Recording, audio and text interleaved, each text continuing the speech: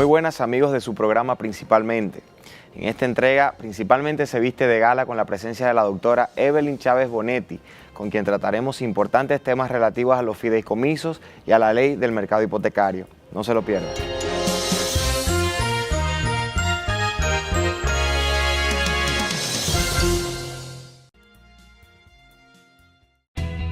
Desde el 1989, Seaboard se convierte en la primera generadora privada de energía de República Dominicana.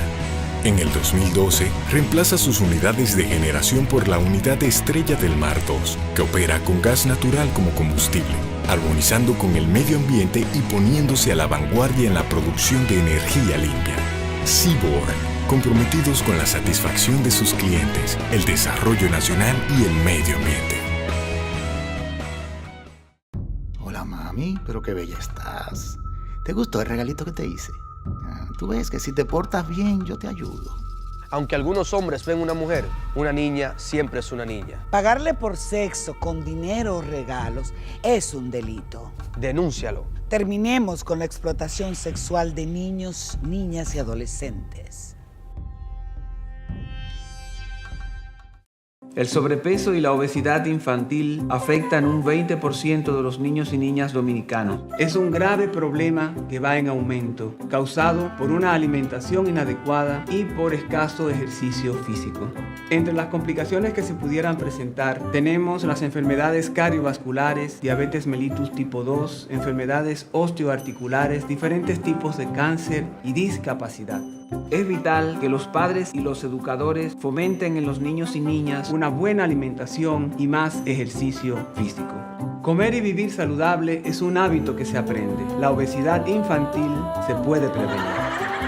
Campaña de prevención de la obesidad infantil con el aval de la Comisión de Salud de la Cámara de Diputados.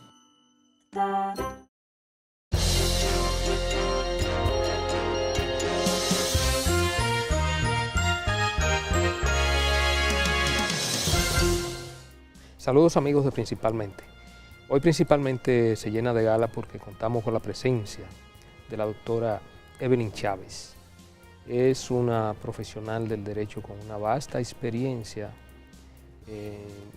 también con una trayectoria académica, maestra de posgrado, en maestría, en fin, una abogada con un amplio currículum en el país. Pero en los últimos años, ella se ha dedicado a una materia que es un tanto desconocida todavía en República Dominicana, una materia que está en germen, en crecimiento, y que yo creo que en la medida en que se vaya desarrollando, el país va a sentir los aportes en términos de lo que significa el desarrollo económico y socioeconómico de República Dominicana. Ya las instituciones, el gobierno se está empoderando de la misma. Ella se ha especializado y vamos a decir que está con mucho entusiasmo tratando de impulsar todo este tipo de iniciativas que tienen que ver con el fideicomiso. Es una materia nueva y yo le diría que son muy pocos los colegas abogados del país que la manejan, incluyéndome un servidor. Todavía tendré que ponerme a estudiar la ley 189-11, que es la que trata todo lo relativo al fideicomiso, que pudiéramos considerarla como una institución novedosa. Pues del fideicomiso vamos a hablar con una de las personas más aptas y más con mayores conocimientos de causa, porque vive permanentemente trabajando todo ese tipo de contratos y imbuida en lo que tiene que ver con ese tipo de transacciones que envuelve el fideicomiso en República Dominicana. Evelyn, para nosotros es un placer tenerlas aquí en Principalmente. Vamos a comenzar, Evelyn, hablando en qué consiste el fideicomiso, de dónde viene esa figura. Es una figura novedosa en República Dominicana, sobre todo por la repercusión que tiene en todo lo que tiene que ver con el ámbito inmobiliario. ¿En qué consiste? ¿De dónde viene? ¿Cuál es su origen? El origen del fideicomiso. Fíjate, y ante todo, de verdad, muchísimas gracias por la invitación. En cuanto al tema del fideicomiso, la figura es longeva. Se originó en Roma y luego pues pasó a nivel de trust, que es el sistema anglosajón. Sin embargo, ya en Latinoamérica va por Panamá. Fue la primera muestra del fideicomiso y se hace un giro y tiene otra connotación, porque ya no es a nivel patrimonial, sino que se manejan a través de los negocios fiduciarios. Entonces, en esa rama, nosotros ya para el año 2011 adquirimos ya por primera vez el instrumento y todo el mundo dice que nuestra ley es una mezcla de todas las experiencias latinoamericanas.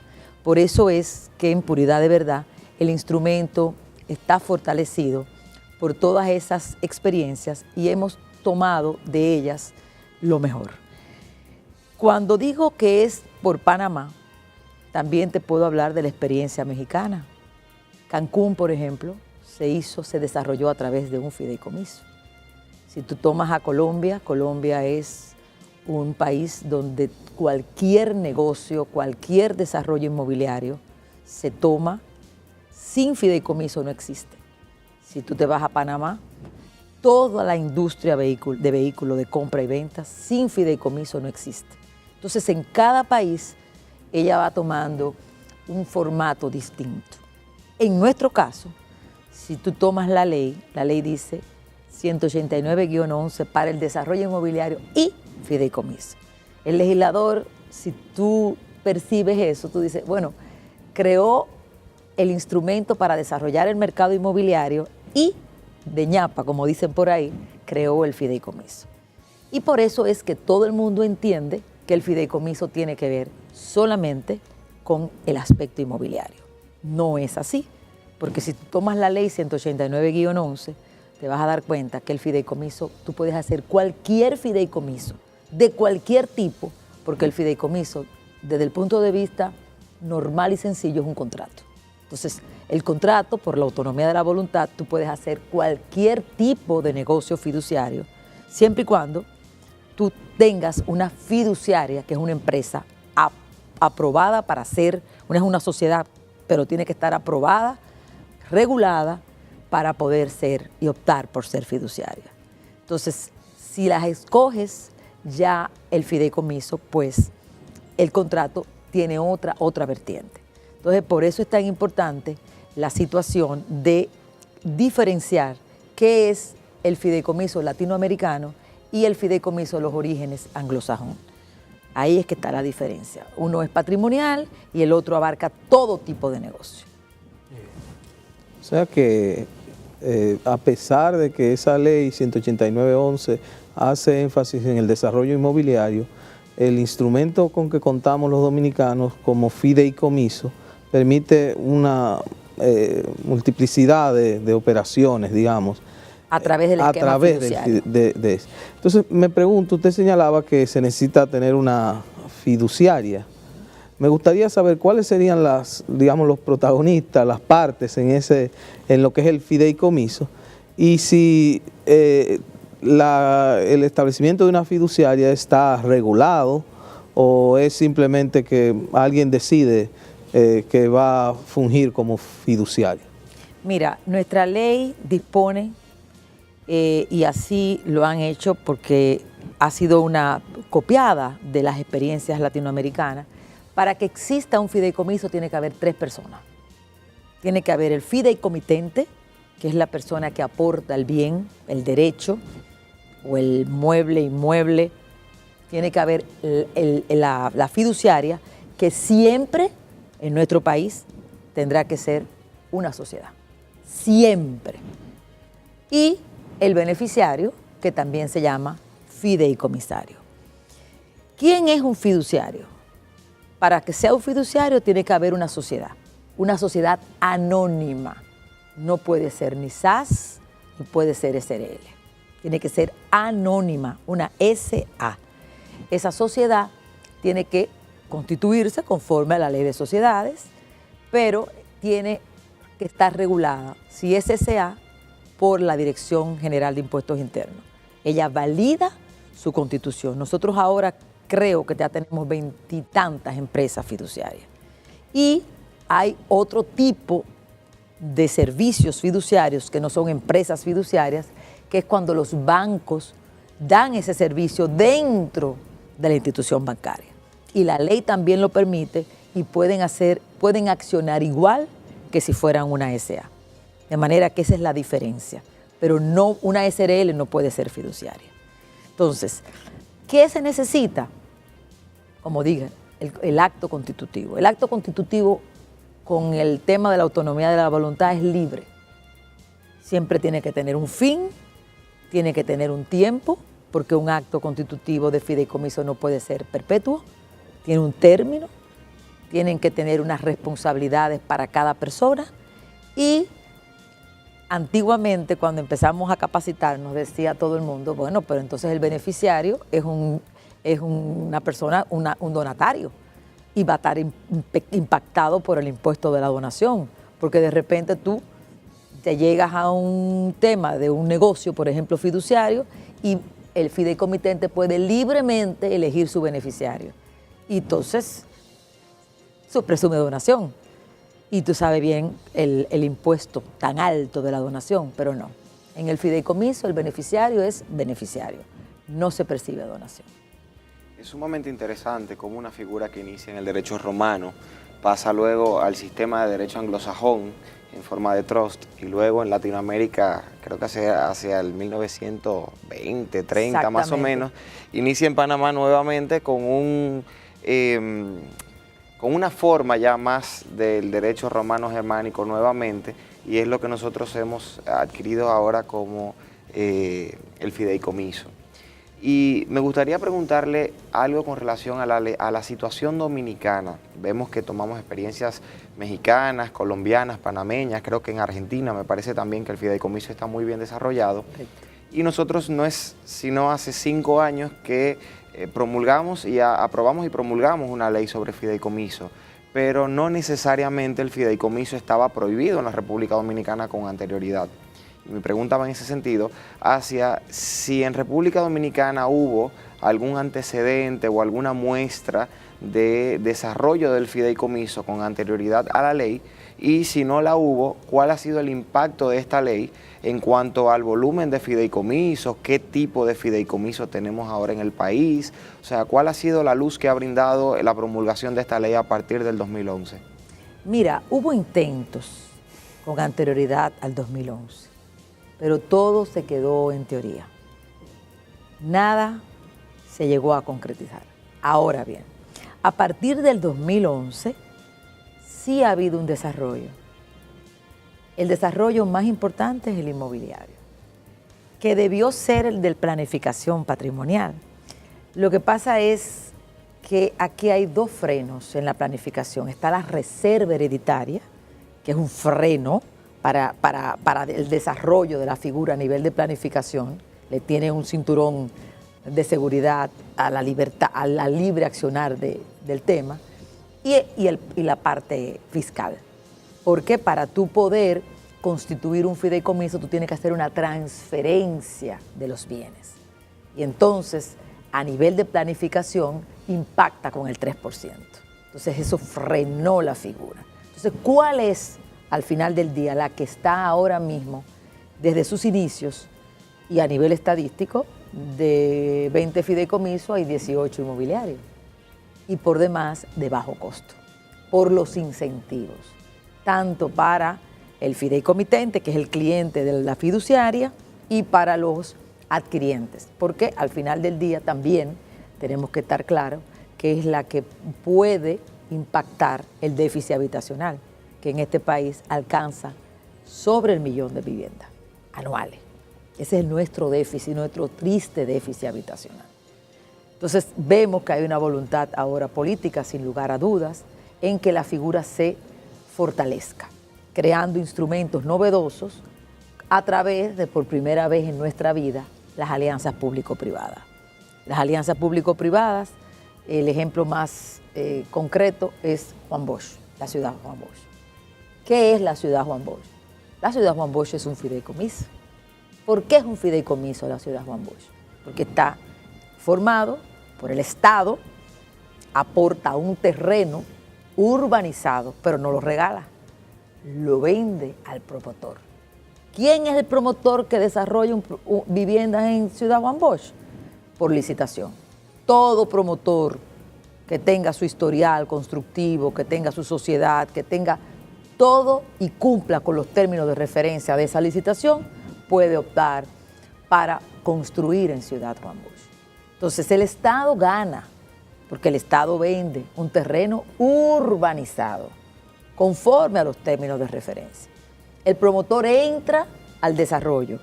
El adquiriente tiene una serie de beneficios que lo dan todos los fideicomisos de bajo costo. ¿Cuáles son?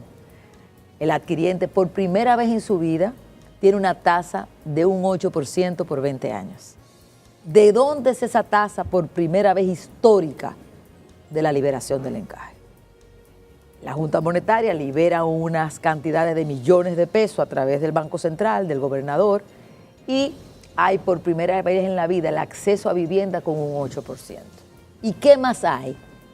Está también la tasa de interés, como lo dije, pero en adición hay la compensación del ITEVIS.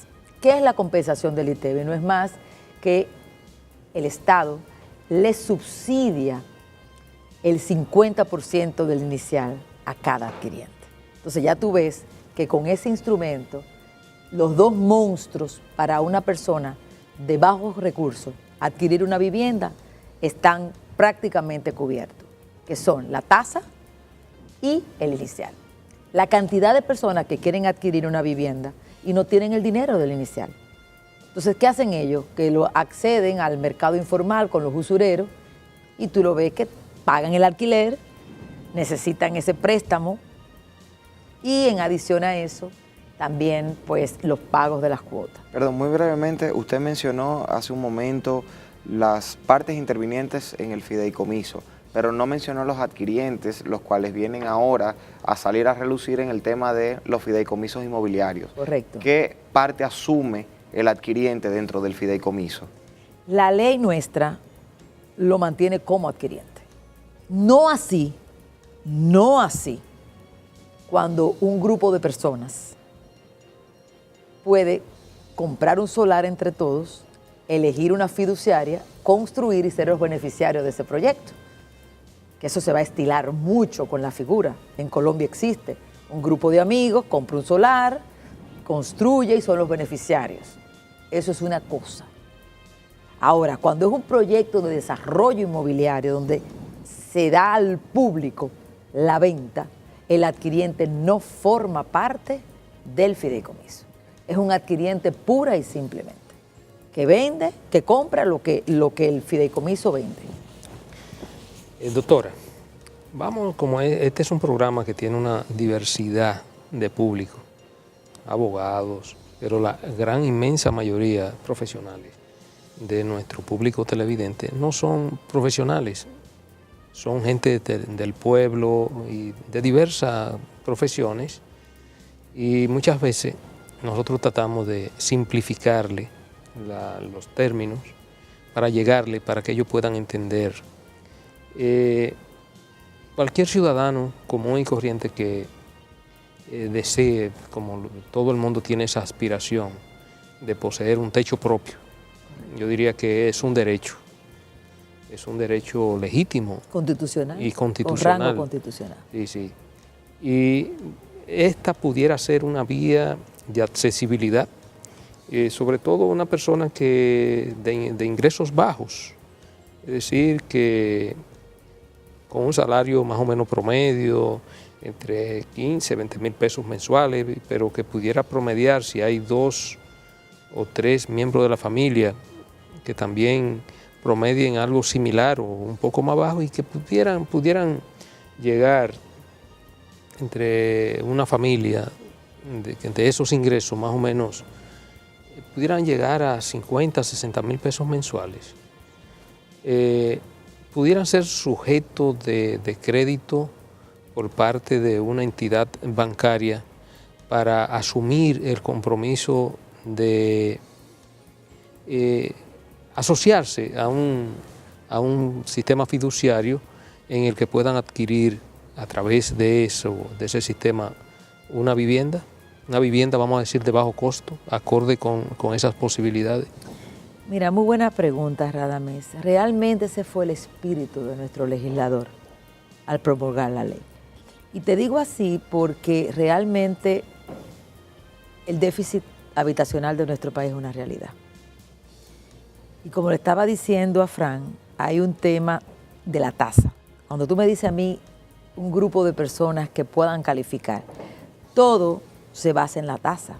Si se mantienen las tasas de interés bajos, todas esas personas de ingresos bajos pueden acceder a una compra, aunque sea a nivel de un aporte, lo que le llaman 3 o 4 miembros de la familia. Y fíjate si eso es una realidad con la ley, que el mercado a nivel inmobiliario, todo desarrollador, para poder hacer un proyecto integral, cuando llamo integral es un proyecto de varias etapas a largo plazo, tiene que crear un instrumento a través de las casas modelo, los apartamentos modelo, para ver cómo se comporta el mercado. En la actualidad, todo el mundo quiere las unidades de bajo costo que tengan mayor tamaño, porque la tasa permite acceder a apartamentos de mayor superficie porque están más bajas.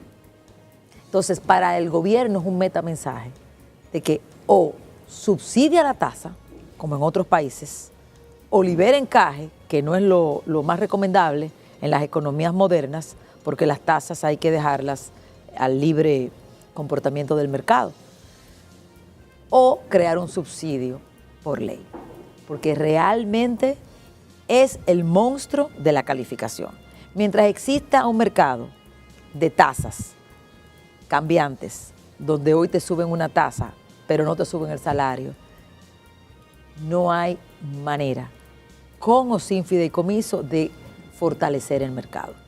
Entonces, el Estado Dominicano, a través del gobierno, entendió eso, y la Autoridad Monetaria y Financiera creó el instrumento de la liberación del encaje. Y te digo que el crecimiento de las personas que tienen querer acceder y lo han hecho es impresionante como ha aumentado. Y de las viviendas grandes. Por ejemplo, Juan Bosch licitó diferentes tipos de viviendas. Las más pequeñas no se venden. Estamos hablando de vivienda, vamos a decir, de una habitación, de 2 habitaciones, entre 70 metros, 50, 70 metros. Inclusive, estuve presente en un producto que le han presentado al ministro de la Presidencia, donde se está explorando un subsidio mayor para que cualquier persona con 500,000 pesos financiados pueda acceder a una vivienda propia. Y esa vivienda con las comodidades. Con las comodidades, por supuesto.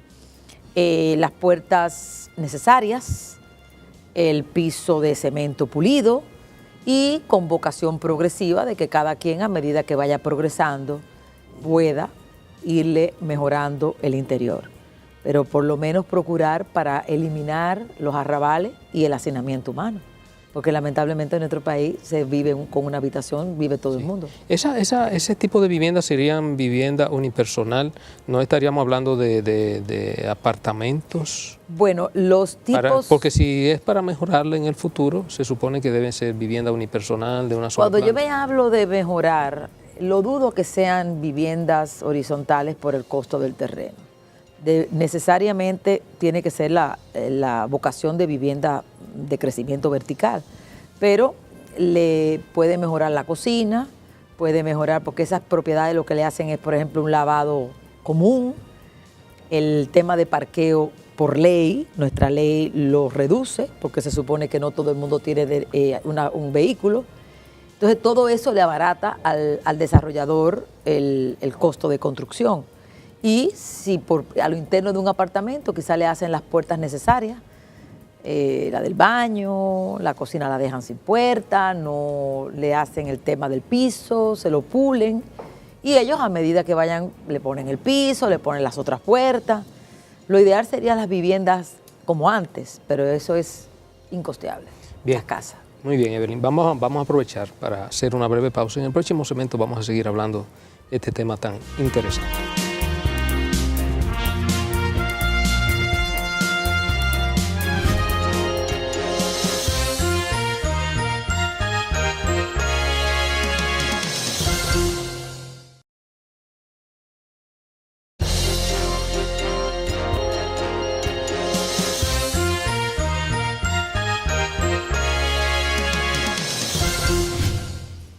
Seguimos, amigos, principalmente hoy con la grata presencia de la doctora Evelyn Chávez.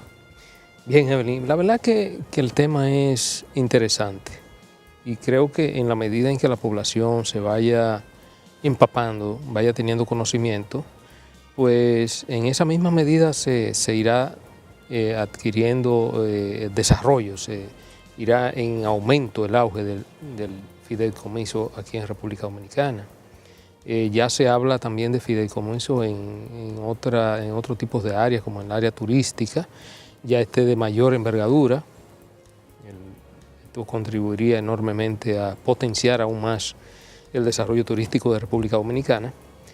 Pero esta parte, que es para mí la más interesante por el impacto social y sobre todo, como tú bien decías, el efecto positivo que tiene para combatir el déficit habitacional en República Dominicana, que es un déficit histórico que venimos arrastrando de décadas, pero que potenciando el fideicomiso, y esto la verdad que daría oportunidades a que centenares, miles de familias en República Dominicana que hoy no cuentan con un techo propio, pues tengan la posibilidad de adquirirlo. ¿Qué debe hacer una persona que escuche hablar de esto? ¿Ante quién debe acudir, acercarse a una constructora, a una compañía que esté propiciando este tipo de proyectos? ¿Qué debe hacer? Fíjate, hoy día hay un despliegue publicitario a nivel de periódicos, sobre todo los que no tienen ninguna contrapartida económica, donde hay una serie de proyectos, prácticamente todos los proyectos de bajo costo en este país. Cuando yo digo, ¿qué es un proyecto de bajo costo? Cuando la unidad no excede de 4.280.000 pesos. Porque siempre 280.000, porque siempre hay una actualización, una indexación anual, que hasta ahora todavía no se ha hecho, porque la última fue en el noviembre del 2015. Entonces, toda persona que quiera una vivienda puede acceder a una de bajo costo siempre y cuando no exceda de ese valor. ¿Dónde se dirige? Aquí hay una cantidad de promotores, líderes en el mercado, que tienen proyectos desarrollados a través del fideicomiso. ¿Por qué digo que ahora hay una cantidad? Porque la mayoría, no todo promotor que quiera hacer un proyecto de bajo costo, si no tiene un fideicomiso, no hay bonos de la vivienda. Entonces, ya se crea la figura y se hace necesaria, se hace imprescindible, porque nadie que vaya a adquirir una vivienda la va a adquirir si no tiene el bono. Entonces, es fácil para una persona.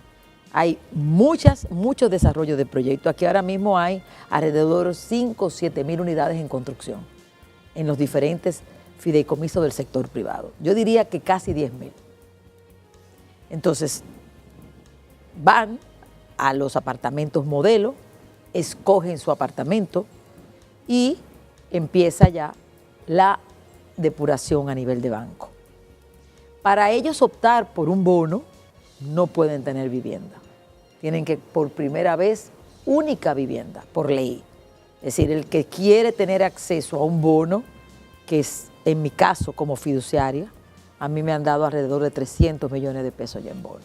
Es decir, que yo puedo tener fe que es una realidad. el Estado Dominicano a través de la DGI está haciendo una realidad el pago del bono a los adquirientes.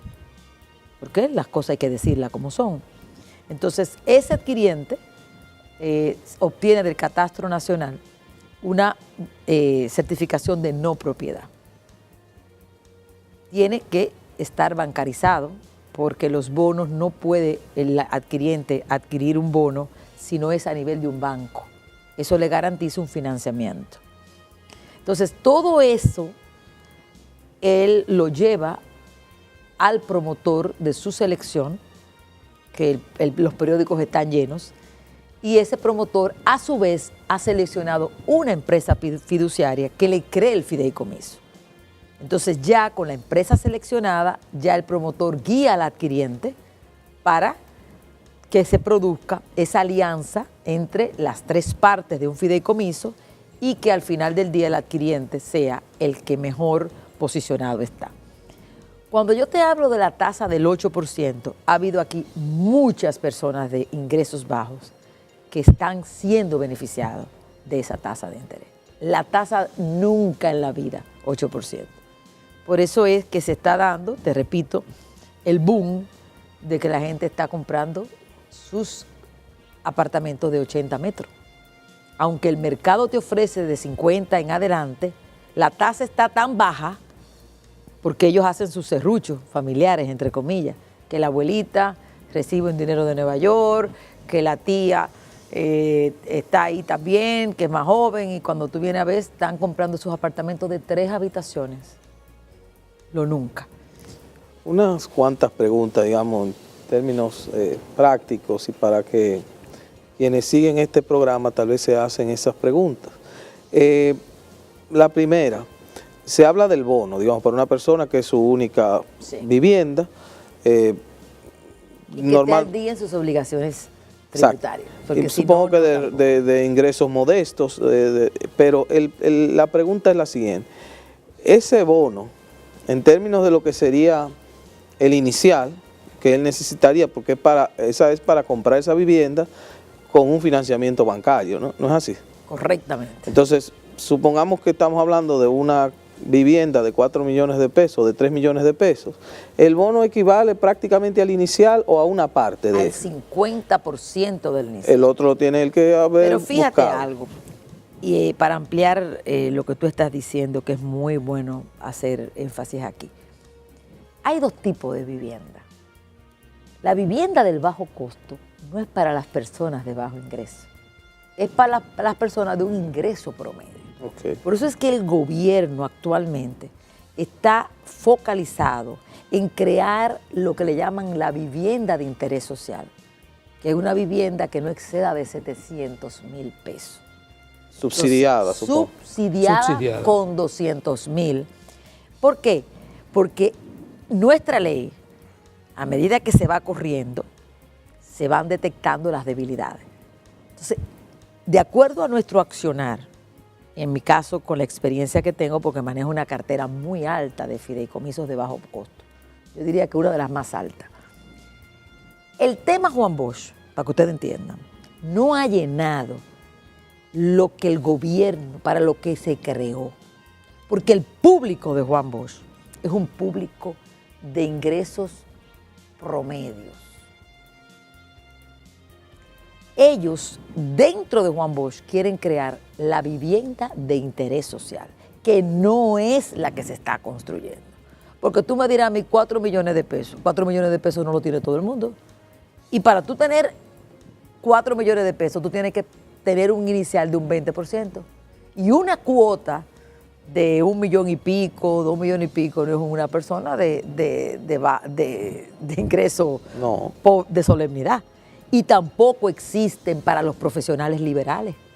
Por ejemplo, un taxista, en los bancos no lo aprueban el préstamo, porque no tienen lo que le llaman, no cotizan, y quizás tienen ingresos. O sea, aquí hay un nicho de personas que los promotores están desperdiciando, porque tienen ingresos no oficiales, mas sin embargo pudiesen calificar. Y por demás, las personas de ingresos muy bajos tienen que crearle un producto subsidiado para que tengan acceso, porque ahí es que está el déficit. Si Juan Bosch no está cumpliendo exactamente el target que se quiere, porque todavía hay que bajar el precio aún más con el subsidio del Estado. Otra pregunta. Usted decía, es conveniente para el Estado porque el Estado vende su tierra urbanizada, ¿no? Urbanizada, correcto. Pero la pregunta es, ¿eso quiere decir que el Estado, cómo es pagado el Estado? La pregunta es doble. Primero, ¿el desarrollador pone capital propio o es un financiamiento? ¿Y ese desarrollador le paga inmediatamente al Estado o el Estado le da facilidades también a ese desarrollador? Mira, todo está plasmado en los términos de referencia de la licitación. Y en la licitación se optó por 2 mecanismos de pago. En el caso específico de Ciudad Juan Bosch, la licitación, que es un documento público, con todo el rigor jurídico, la tierra urbanizada está a 1.650 el metro cuadrado para el desarrollador. Y tienen también el financiamiento del interino a un 6% por 2 años. Lo nunca visto. Entonces, eso le da... ¿Qué es el interino? El dinero que necesita un desarrollador para captar capital de trabajo para el desarrollo del proyecto. Es decir, necesita un capital base. Bueno, todo promotor, por lo menos si tienen acceso a la construcción, hay algunas personas que no tienen necesidad de eso, pero un ingeniero que está acabado de graduar puede perfectamente optar por la licitación y empezar su capital de trabajo a través de una facilidad de un 6%. Aquí no hay un proyecto que te facilite un financiamiento a un 6%. Okay. Nunca. Y otra pregunta, y sigo con inquietudes. ¿Qué diferencia, digamos, la labor que normalmente podría hacer un desarrollador inmobiliario con un proyecto similar, con financiamiento también, porque el financiamiento viene de la banca? Entonces, ¿qué diferencia eso de la participación de un fiduciario? ¿Qué le aporta? ¿Cuál es la ventaja de que participe un fiduciario en ese negocio? Si no hay fideicomiso, no hay bono. Es decir, tú puedes hacer un proyecto perfecto, igualito, uno frente a otro. Y el que no tiene fideicomiso no tiene bono. Entonces ya tenemos una diferencia del cielo a la tierra. Igualmente cuando liberan encaje. Si no hay fideicomiso, no se puede optar por el 8%. Entonces, es una diferencia que aunque sea el mismo proyecto, en la misma calle, con las mismas características, el fideicomiso marca una diferencia del cielo a la tierra. Supongo entonces que el fiduciario está sujeto a algunas exigencias que no estaría el desarrollador inmobiliario. Me refiero a asegurar determinada, no sé, el seguimiento del proyecto. Es que el fiduciario es la persona a quien le descansa todo el desarrollo del proyecto. Es decir, el fiduciario es el responsable hasta de la viabilidad del proyecto. Entonces, el desarrollador realmente, tú sabes la cantidad de proyectos fallidos que ha habido en este país, en todos los órdenes. Personas de ingresos bajos que han hecho sus ahorros y le han dicho que aquí en una valla se va a desarrollar tal cosa y el proyecto jamás se desarrolla. Y que han comprado solares y en ningún momento se le han creado los servicios ni las obras de infraestructura. Y tú me dirás a mí, y entonces, para tú poder litigar, pelear el lenguaje dominicano en un tribunal, tú tienes que tener mucho dinero. Y por demás, los procesos por el doble grado de jurisdicción son procesos largos. Entonces están desprovistos, pero no solamente el de bajo ingreso, no, cualquier mortal en este país. Aquí han habido historias de proyectos que la gente lo han dejado, que han tenido ellos mismos que unirse para ellos mismos, después que tienen ya millones de pesos, 100 y pico de lo que sea, para poderlos terminar. Entonces, cuando hay un tema fiduciario, ningún proyecto a nivel de esquema fiduciario se puede iniciar si no alcanza el punto de equilibrio. Entonces, todo lo que un adquiriente, sea de bajo costo, sea de cualquier rango la vivienda, que vaya creando los planes de pago en sus contratos de opciones a compra, ese pago no se toca.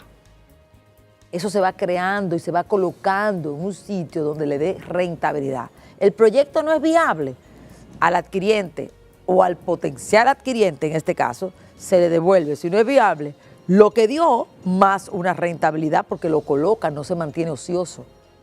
Entonces, son situaciones que blindan la protección al cliente. En Colombia no hay una persona, ya han creado conciencia de que si no hay fideicomiso, no invierte su dinero. Por eso, porque le da la seguridad jurídica de que por lo menos el proyecto, si no es viable, se le devuelve su dinero.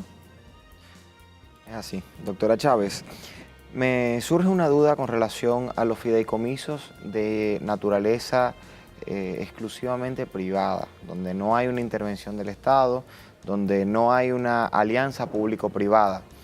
Vemos que el Estado está promoviendo y está impulsando todo lo que son las adquisiciones de viviendas de bajo costo a través de las fiduciarias, con el 8% garantizado a 20 años a través del desembolso del encaje de la Junta Monetaria, a través de este bono del 50% del inicial. Ahora, ¿qué sucede cuando el Estado interfiere en ejercicio de sus funciones propias y naturales como Estado en el desarrollo de un fideicomiso de índole privada? Y le voy a poner un ejemplo. La expropiación directa, la expropiación de un inmueble, es una actividad muy propia del Estado que ahora ha pasado a ser la excepción luego de que por largos años fue la regla. Y ahora volvió a ser la excepción como debió haber sido desde un principio. Supongamos que hay un bien que está dado a una fiduciaria por un fideicomitente para un propósito, para el desarrollo de un proyecto, por ejemplo. Puede ser un edificio, puede ser un terreno. Y que el Estado decida trazar una autopista por donde una calle o tenga que desarrollar cualquier proyecto de interés común, un acueducto, a través de ese terreno. Y entonces el Estado tiene que dictar el decreto de utilidad pública, dictar la ley de expropiaciones con relación a ese inmueble y tiene que, evidentemente, expropiarlo, lo materializa. ¿Qué sucede con ese inmueble que está bajo administrado en cabeza de una fiduciaria con un objetivo específico, pero que su titularidad en ese momento no la tiene quien era su propietario inicial, que es el fideicomitente? Entonces, hay una situación donde el inmueble queda, digamos, en un limbo y hay que expropiarlo. ¿Qué sucede en ese caso? Y en dado caso de que se demuestre que no haya una utilidad pública real, un interés legítimo por parte de la comunidad, y que el Estado arbitrariamente, en abuso del ejercicio de sus poderes, está expropiando eso u ocupándolo sin una expropiación mediante una vía de hecho, ¿quién tendría la responsabilidad de pelear la titularidad de ese inmueble? Mira, si todo el hecho que tú estás explicando sucede con anterioridad a la constitución del acto del fideicomiso, evidentemente es al fideicomitente.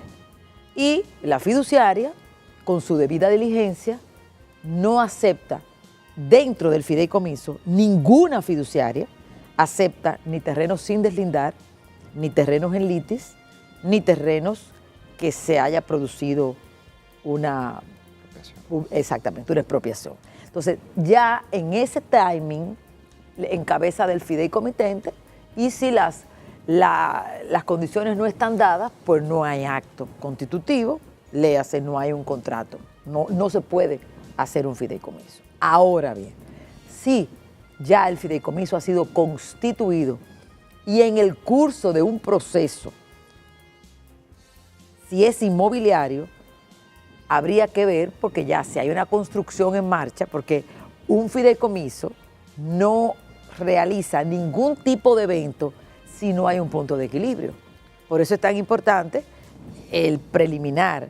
Y en Colombia, que aquí hay una modificación con el proyecto de la vivienda, me salgo un poco, pero es importante, donde hay el encargo fiduciario. Y el encargo fiduciario lo que es te hace no necesitas hacer el acto primero. Tú haces el encargo y luego, si hay el proyecto es viable, entonces tú constituyes el fideicomiso. Pero en el caso si hay una declaratoria de utilidad por una expropiación, se ve entonces que no ha habido ningún proyecto en marcha a nivel inmobiliario. Entonces, si no hay un proyecto en marcha, entonces tú le devuelves el dinero a los adquirientes. Porque es muy difícil que a menos que no sea una parte del proyecto, entonces ya el dinero que vaya a recaudar, la fiduciaria es la que lo tiene que recaudar y se lo da a los beneficiarios. Pero en el caso de que sea un proceso de expropiación que se convierte en litigioso, por caer en cabeza de la fiduciaria, la administración de esos bienes o de ese inmueble, es la fiduciaria quien debe diligenciar todos los procesos judiciales con respecto a ese inmueble. Porque la propiedad está en dominio fiduciario. Perfecto. Está en dominio y es el que ejerce la calidad de propietario. Profesora, un joven ingeniero que, bueno, ansioso por trabajar, logra ubicar un solar de una buena dimensión, pero para desarrollar ese solar o desarrollar un proyecto en el mismo, no cuenta con los recursos. Él logró hacerse del solar, pero no tiene los recursos. Pudiera asociarse a una fiduciaria para promover vamos a decir, en alianza con una fiduciaria, un proyecto habitacional de bajo costo o de costo intermedio? De cualquier índole. Ese es el ejemplo más tradicional y por eso es que la figura es tan rica, porque ahí es que es necesario el fideicomiso. Igualmente cuando él tiene el know-how como constructor y tampoco tiene el solar. Entonces, ese solar en un fideicomiso ni es de él, ni es del dueño, ni es de la fiduciaria. Se crea lo que le llaman un patrimonio autónomo y todo el mundo se garantiza sus ventas, el dueño del solar, su repago. Y en el caso del ejemplo particular, él perfectamente a través de la fiduciaria se buscan socios estratégicos que le llaman los inversionistas. Y se crea ser beneficiario de ese fideicomiso.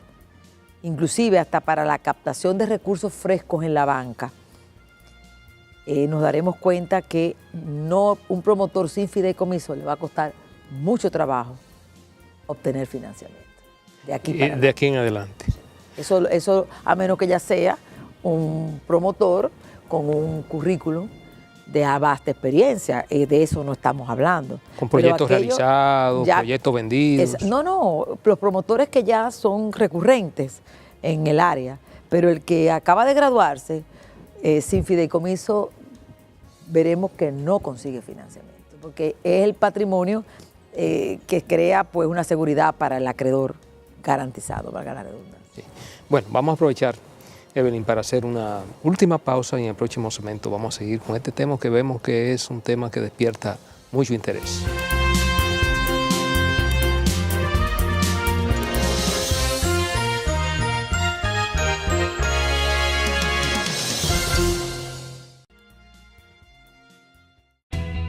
Desde el 1989, Seaboard se convierte en la primera generadora privada de energía de República Dominicana. En el 2012, reemplaza sus unidades de generación por la unidad Estrella del Mar 2, que opera con gas natural como combustible, armonizando con el medio ambiente y poniéndose a la vanguardia en la producción de energía limpia. Seaboard, comprometidos con la satisfacción de sus clientes, el desarrollo nacional y el medio ambiente. Hola mami, pero qué bella estás. ¿Te gustó el regalito que te hice? Tú ves que si te portas bien, yo te ayudo. Aunque algunos hombres ven una mujer, una niña siempre es una niña. Pagarle por sexo con dinero o regalos es un delito. Denúncialo. Terminemos con la explotación sexual de niños, niñas y adolescentes. El sobrepeso y la obesidad infantil afectan un 20% de los niños y niñas dominicanos. Es un grave problema que va en aumento, causado por una alimentación inadecuada y por escaso ejercicio físico. Entre las complicaciones que se pudieran presentar, tenemos las enfermedades cardiovasculares, diabetes mellitus tipo 2, enfermedades osteoarticulares, diferentes tipos de cáncer y discapacidad. Es vital que los padres y los educadores fomenten en los niños y niñas una buena alimentación y más ejercicio físico. Comer y vivir saludable es un hábito que se aprende. La obesidad infantil se puede prevenir. Campaña de prevención de la obesidad infantil con el aval de la Comisión de Salud de la Cámara de Diputados.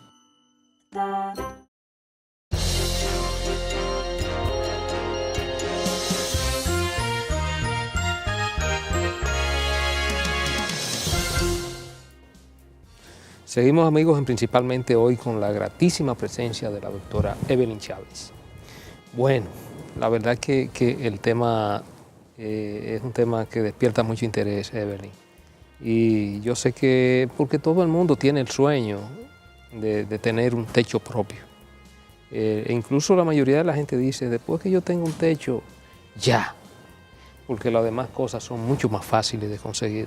Pero el hecho de vivir en la incertidumbre, de vivir en un alquiler y que ya tú lo pagas hoy y al día siguiente lo debes, es una situación que crea una incertidumbre en el ser humano. De manera que el techo es como tú lo decías en principio, es un derecho constitucional.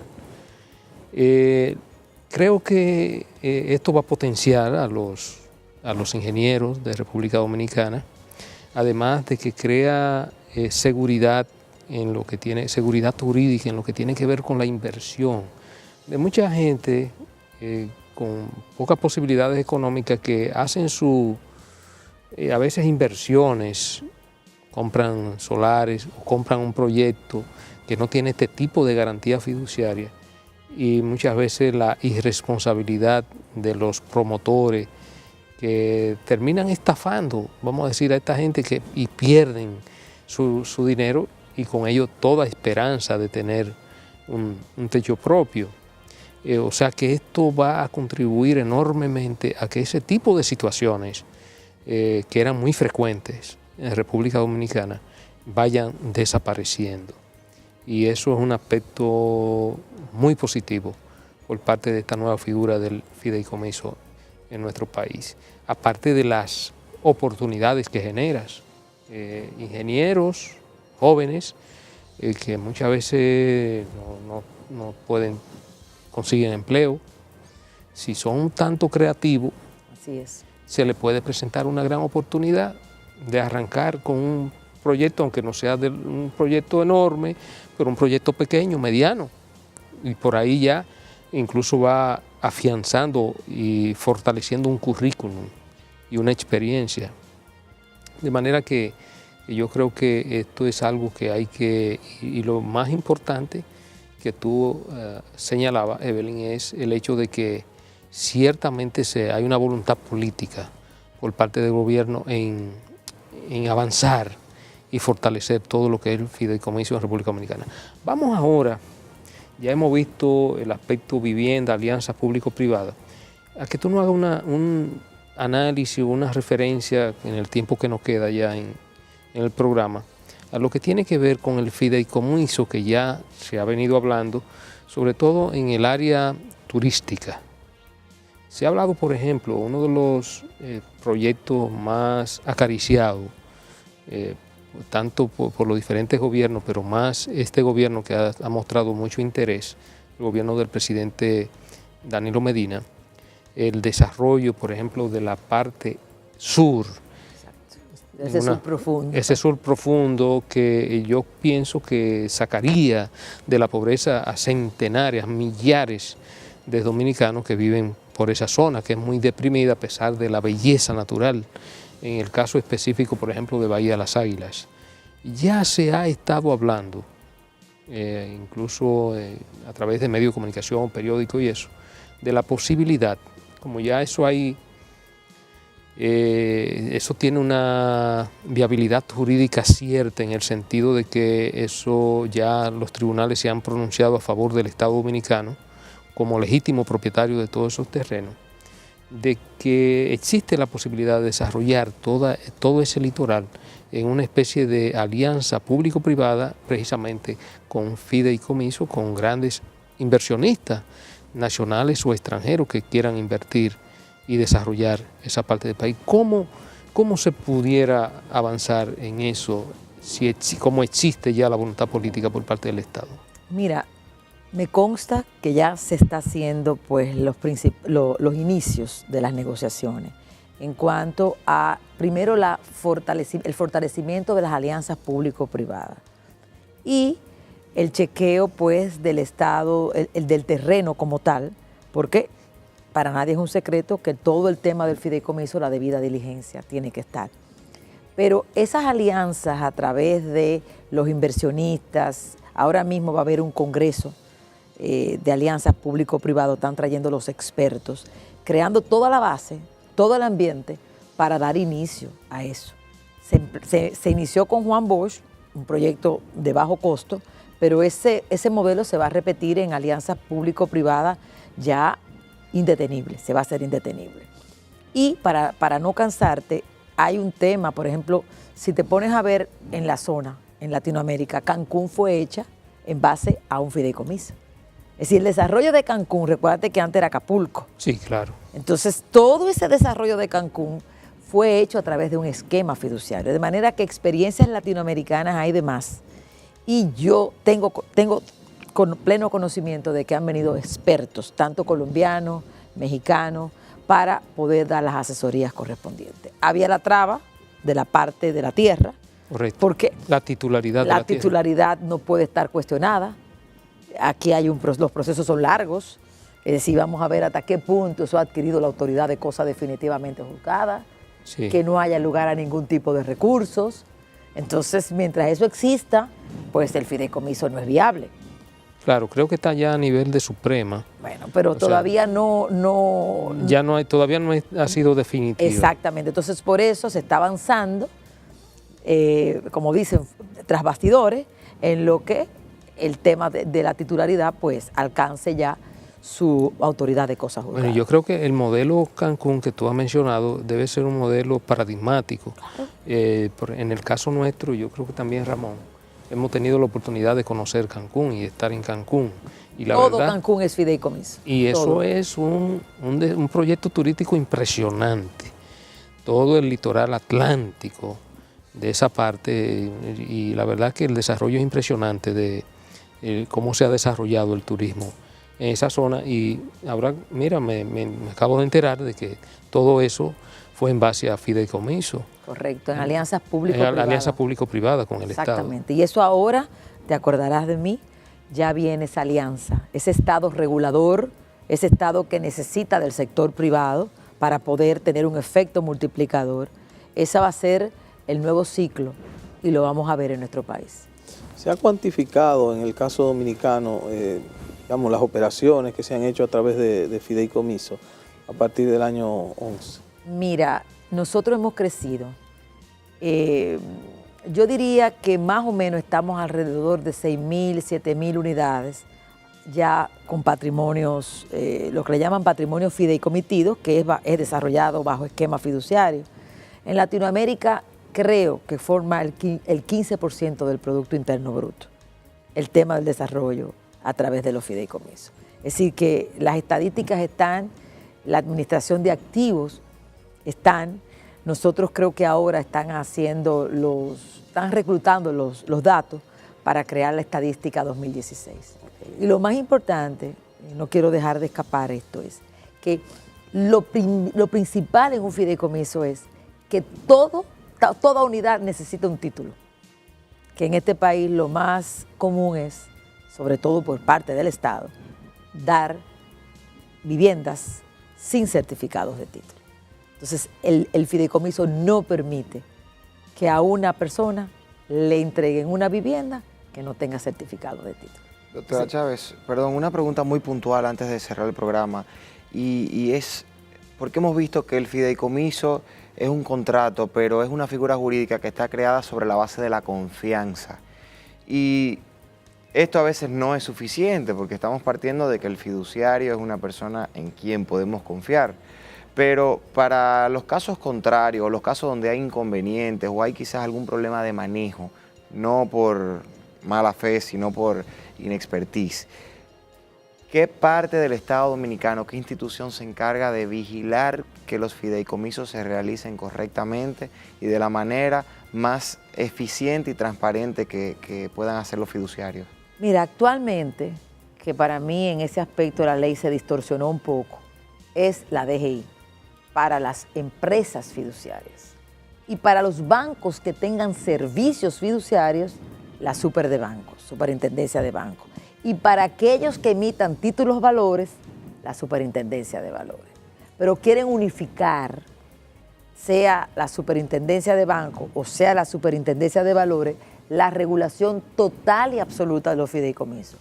Y dejar a la DGI como un ente, como lo es, un ente exactamente recaudador. Bueno, la verdad que ha sido muy edificante la comparecencia de la profesora Evelyn Chávez.